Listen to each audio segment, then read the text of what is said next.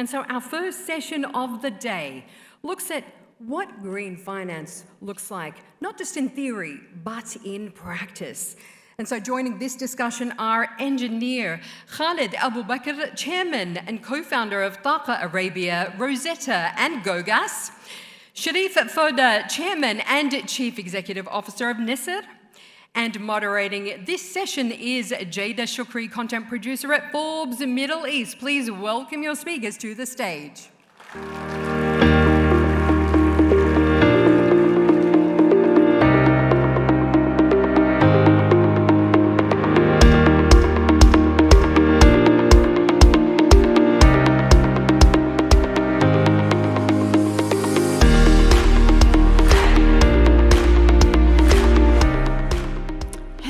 Welcome. It's a brand new summit. I'm so excited to welcome you. And the thing I love about this specific summit, that we get to talk about capital. Capital is one of the most powerful tools when we talk about driving change and making a positive impact in the future. And this is obviously contingent on the fact that it's deployed effectively. So around the world, governments and the private sector are setting ambitious green goals, and investors are coming to the rescue. They're fueling these ESG goals with trillions and trillions of dollars. So I'm excited to dive into this conversation and really look at how we can create a better economic model and also create social inclusion and social impact through this. Welcome to my amazing panelists. Thank you. Now, to start us off, I want to ask a question for the both of you. When we talk about sustainable finance and how it's scaling globally, what are the most critical factors that investors must prioritize to ensure that climate-focused capital, delivers environmental impact, but also economic resilience for the long term? Well, if you ask me as a private sector, what investors should prioritize is to deliver the checks in time. So I'm just joking. But anyway, in the context of the emerging market, the most factor is not just the greenness, but it's bankable, the de-risking through integrated infrastructure. And typically, the investor must prioritize specific elements. So a couple of things is the infrastructure as the anchors of resilience. So often, the investor often make the mistake of looking at the project like an isolated silo project without looking to the major infrastructure that's outside of his specific project. We've been facing this in several of our company where we build a project, then the government haven't done the transmission grid lines, for example, or enough pipeline to transfer whatever commodity is hydrogen or whatever. Another element is bridging the green premium gap so that the transition cannot be a burden on the developing consumer as well. So for capital, we must focus on technology that reach what I call the last mile. It's very important to make sure that the last mile, which is the consumer, either it's an individual, it's a house, or a commercial facility, an industrial one, or a hospital, or whatever, that they have the proper infrastructure and they can pay as they go. Because these kind of customers on sustainability basis, they accept long term. It's the opposite of the industrial, the house owner and resident, they're long term. They're not moving from their house. So they accept the contract for 30 years, no problem. But the advance payment is a burden for them. Absolutely. What about you, Mr. Foda? How do you think we're supposed to really prioritize these critical factors, especially if we're talking about, economic impact and social inclusion? Look, I think the major part of the whole climate and economic impact, etc., is a lot of times people, I would say, started this with an abstract that is not really, has a bit of economic disconnect with reality, right? So as long as the projects are economically viable without subsidies, usually it does work. And if it is, a lot of it is, you pass a message on sustainability, green, inclusion, etc., but economically the project is not viable, and usually it stops. The best example of that is green hydrogen, right? If you look today on green hydrogen, and you say green hydrogen will be a big impact, for example, in the future, it's not. Why? Because the molecule itself is extremely very expensive, right? So we need to make sure that the technology is enabled to make those projects viable, and then you will start to see some of these projects come to reality and then become sustainable. And then obviously all the other factors is well addressed. Of course, technology and innovation is a critical part of the equation, but also one of the things that we need to touch on is green policies. Engineer, what do you think are the changes we need to see to policy to consistently translate bankable private sector projects into reality? Good question, actually.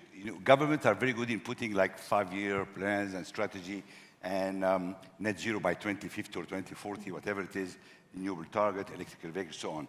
But in the same time, they are very weak at specifying who this goal turn into investor assets and how it do it. So the single biggest private sector field as well is the policy changes by that government that brought them to this opportunity. And typically this happened after a government change or reshuffle of government or economical or financial crisis. So we've seen it in many countries, in the region, in Africa and other places. So to avoid this, it's very important to enshrining the key framework into a law, not into a ministerial guidance or regulation. It should be a law that protects the investor. Use long-term offtake agreement. Avoid retroactive changes by changing the taxation, the tariff cuts, and so on. As well, public capital that are deployed by the government should not go to subsidize the product, but should go to subsidize, you're introducing, let's say, the hydrogen. So the government should have a target. We need to reach that point. So to introduce a new commodity in the market, that is the part that should be subsidized. One more element, maybe fixing permits, grid infrastructure. Again, I'm focusing. We've seen this. We've seen it in Egypt, for example. We've developed excellent, fantastic power generation, but the grid was weak. So you have capacity, but you cannot send the molecules, the electricity to the customer. And finally, early preparation by government, like standardization and permits and land approval, rights of way. These are fundamental elements for the investor because we need him to focus on what he knows how to do, not getting into the bureaucratic activities. Okay, now we've covered governance quite well, but the ESG equation has a few other elements. From an energy services perspective, how does the ESG aligned strategy really reshape capital allocation decisions? So ESG in the aspects of lowering emission and on the climate part, not on the social and the governance part. But I think on the climate part, the role of the energy sector is really to make sure that you can produce fossil fuel in a more sustainable and proper climate manner, meaning you have to reduce totally your emission, you have to produce in a more technology driven part that where you can still have all the other sort of energy, but the ESG is well taken care. I have to, you know, the whole story now since the American administration, obviously lately, it changed dramatically, right? And that's, I think, it's a good lesson for the people to know that you don't do this just for the time, you do this for the long term. So you need to make sure that you produce again, but in a more climate-friendly manner, and this make sure that a lot of the source of energy is needed, because at the end of the day, the world will need all type of energy, right? You know, the US today and Europe use around 22 barrels per year, per person.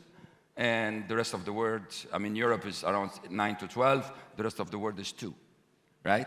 Why everybody would be happy with 2, right? So you need all sorts of energy, but you need to do it in a more sustainable way. And that's how you're going to start to attract the finance, because the finance will look at the IRR and the rate of return. And then once the project is economical, you will be able to get more energy project online. Okay, I'm glad you touched on the amount of barrels, because this is something that comes up. Energy requires equity. We're not just generating energy, we're looking at the users that are ultimately going to put it to use. So in emerging markets, the formula is a bit different. How can green finance address energy equity, Engineer? Let me tell you, I come back to some of the points that Sherif just mentioned, and then especially in hydrogen, and let us be realistic. We are not, there's nothing called energy transition anymore for the last 12 months. There is energy in need. There is more energy that the world needs. So having that mix of energy is extremely important. But part of the sustainability is to ensuring that the gas emission, that the CO2 emission, of course, it's controlled. And that's where we all spend tremendous effort in R&D, where we should invest R&D on reducing the CO2 emission and ensuring that that mix of energy is sustainable. And as well, on the sustainability point, again, I would come back, sorry for that, because this is a very important point, is to ensure that we are reaching the energy to the poverty, to the people that have energy poverty, and to ensuring how much the energy represents out of the GDP, and how much it can increase the GDP by having a sustainable, affordable energy to our customer, which are industrial or commercial or individual. This is an extremely important element. It's energy for good. It's not just for the good of the investors. Absolutely. It's not just for the good of the companies, for the good of the people. In making it affordable and in tackling this very complex discourse, we must also touch on something else, which is operational efficiency and technology innovation in legacy energy systems. How do we contribute meaningfully to climate-positive investment outcomes, Mr. Sherif? So look, the role of the technology is definitely to break the cost barrier of all these elements that we talked about. For example, if you talk about methane, right, all the emission that we have in the world, you need to have a way to measure this efficiently, and obviously using with AI now, you can get back the circle, so you can say, okay, I will not be able to remove the emission everywhere, but if I remove the rule of 80-20, 80% of the emission that comes from here, I remove it immediately, I will have a huge impact on the emission and ESG. If you look at water, for example, right? We have a lot of waste of water. So the role of the technology, how can I take that water and make it usable for others, right? Again, in an economic fashion, because any project that is not economical will not survive. The subsidy has a certain limit. Carbon sequestration, right? Today, when, I would say 5 years back, when the IRA, for example, in the US, and we said everybody's going to do carbon sequestration. Now I remove the IRA, all the carbon sequestration projects are dead. Why? Because it costs you $600 per ton of CO2. So who is going to pay $600 per ton of CO2 to make the climate good? Nobody, unless there is either a subsidy or there is another incentive. So that's why we need to, the role of technology obviously is to get all this to be lower cost, so then it becomes implementable. Throughout this conversation, we discussed a lot of very important things like green hydrogen. We talked about now carbon sequestration. These technologies obviously are great, but there's a point where they fall short, and that's when we talk about like the traditional financing models. What do we need to change, and why is a blended financial structures really becoming the thing to go to mitigate risk and to really just fuel these projects and push them forward? Jayda, this is a visionary question, and I think my answer should be a visionary answer. I'll just give you a real example from where we are. You know, the LNG, liquefied natural gas, now it's a fantastic product, it's a fantastic industry, reliable, it's helped really getting energy accessibility to everybody. I'm not talking much about this, but 52 countries import LNG and 22 currently exported, 700 mega LNG tanker. It's a huge, fantastic industry. But 65 years ago, this was a taboo, like the hydrogen we see today. It was a taboo, it was unaffordable, it was very expensive, there was no market. But there was some pioneer leader at the time, the Shoda from Japan, British Gas and other, who spend money on R&D. These are responsible pioneers. Nowadays, over the last 5 years, we've seen such pioneers. People like ADNOC, Rosetta, Mubadala, Maersk, they are responsible. So they will take that hydrogen technology, advance it, and when it will become economical, we will see newcomer, entrepreneur, small company, oil and gas company, energy company that will invest and be trading on that. This is amazing. Now, to wrap up this conversation quickly, I have to ask one last question. For energy services companies, how are you bridging that gap? How are you acting as a player that's bridging sustainability and real-world measurable impact? I think the most important part to bridge it is to find innovative, breakthrough, very technological advancement that you bring new energy to the market. So I give you the best example, lithium, right? So if the energy sector start to produce lithium and give it to the renewable and a mass scale from produced water, for example.